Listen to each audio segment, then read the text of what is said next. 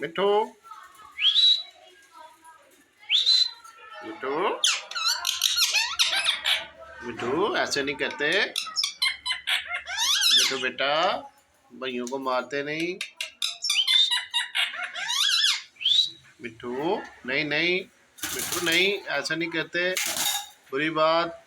नहीं नहीं नहीं नहीं।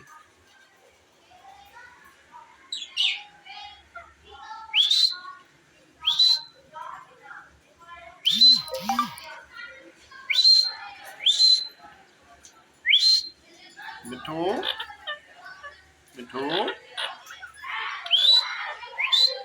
मिठू